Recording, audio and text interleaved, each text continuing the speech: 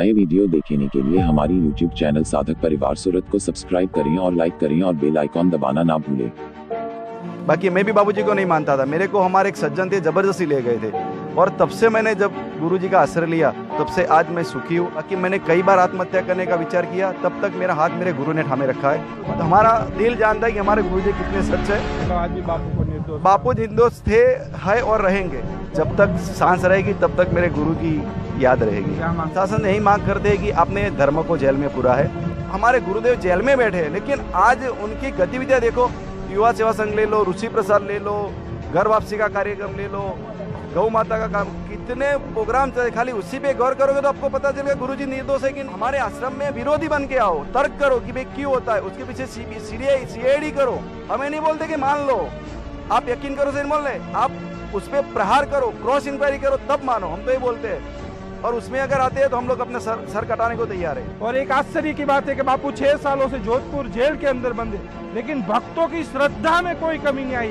ये भक्त आज भी बापू को भगवान मानते, ये भक्त आज भी बापू को निर्दोष मानते और लगातार सरकार से भक्त लोग एक ही मांग करते हैं कि जल्द से जल्द आसाराम जी बापू को रिहा किया जाए। हम शैलेश पटेल है, मैं बिलिया समिति से हूँ और 95 से बापू जी से गुरु दीक्षा ली है। तो मेरा अनुभव बताऊँ कि 95 में जब मैंने गुरु दीक्षा ली तो उसके पहले मेरे परिवार में बहुत दुख था। मैं चौथी में था, मेरे पिताजी का शरीर शांत हो गया। छठी में आया तो मेरे बड़े पिताजी का शरीर शांत हो गया।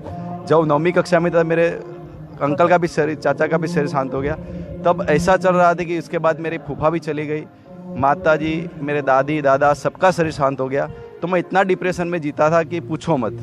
फिर जब से मैंने गुरु मंत्र लिया, गुरु दीक्षा ली, तब एक शांति का एहसास होने लगा।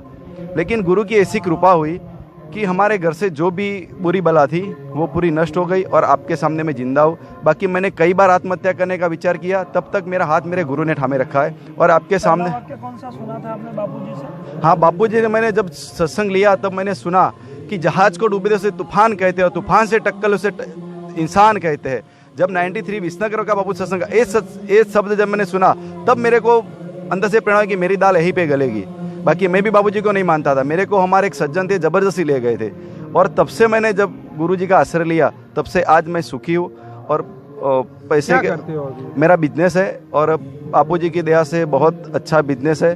और अभी तो गुरुजी की दया से हमारी समिति या बहुत सारे काम करे, जैसे डांग हवा में हम लोग मंदिर बनाते हैं जहाँ से अपना धर्म परिवर्तन रोकने की काम करते हैं, भंडारा करते हैं, फिर वृक्षारोपण करते हैं, फिर युवा शिविर में भी हम लोग करते हैं। ऐसे बहुत सारी गतिविधियां चलती जो आज गुरु की चलते हैं। ये जो बापू पे जो आरोप लग रहे हैं उसके बारे में क्या कहो? अरे बेबुनियाद है, बापू जी पे आरोप लगा है वो तो बिना तथ्यहीन का बात है।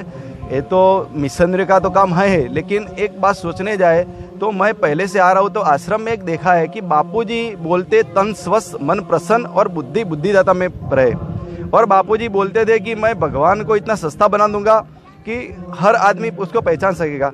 उसी राह से मैंने देखा कि बापूजी जब सत्संग पूरा होता था तो जीवन जीने की कला तो सिखाते थे, लेकिन साथ में अपना जो सहज अच्छा कैसा रहता है वो इतना सहज में दिखा देते थे कि आदमी को दवाई लेने की जरूरत नहीं पड़े।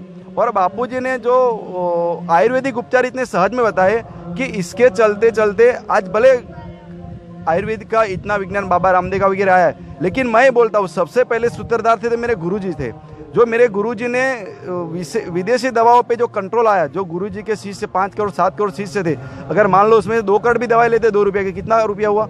उसके चलते जो गुरुजी ने अपना आयुर्वेदिक को ऊपर लाया, उसके हिसाब से जो दवाइयाँ कंपनी थी, मिशनरियाँ थी और जो ताकतवर थी, उन्होंने गुरुजी को अंदर रखा है। जो हमारा दिल जानता है कि हमारे गुरुजी कितने सच है। मतलब आज भी बापू को निर्दोष, बापू निर्दोष थे, है और रहेंगे।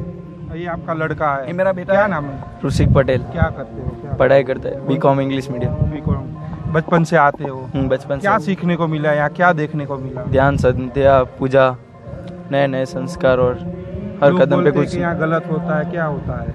कुछ गलत नहीं होता, इधर अच्छे अच्छे संस्कार मिलते हैं। मतलब आरोपों में कोई सच्चाई नहीं? कोई बिल्कुल सच्चाई नहीं प्रभु। ये जब तक सांस रहेगी तब तक मेरे गुरु की याद रहेगी। क्या मांग करोगे सरकार? प्रशासन यही मांग करते हैं कि आपने धर्म को जेल में पूरा है और जब तक धर्म जेल में रहेगा तो आप कितने भी बातें कर लो कि भाई हम धार्मिक है कि ये कर रहे, नहीं होगा। जब धर्म ही जेल में है तो आप क्या करोगे। तो हम यही मांग करते हैं कि आप देखो हमारी संस्थाएं जो गतिविधियां कर रही है, हमारी संस्था से जो सेवाएं चल रही, उसको खाली निरीक्षण करो कि जो हमारे गुरुदेव जेल में बैठे हैं लेकिन आज उनकी गतिविधियां देखो। युवा सेवा संघ ले लो, रुचि प्रसार ले लो, घर वापसी का कार्यक्रम ले लो, गौ माता का काम, कितने प्रोग्राम चले, खाली उसी पे गौर करोगे तो आपको पता चलेगा गुरुजी निर्दोष है कि नहीं। हमको बोलने के लिए आप तर्क करो, हम तो ये बोलते हैं कि तर्क करो। आप हमारे आश्रम में विरोधी बन के आओ, तर्क करो कि भाई क्यों होता है, उसके पीछे CID करो।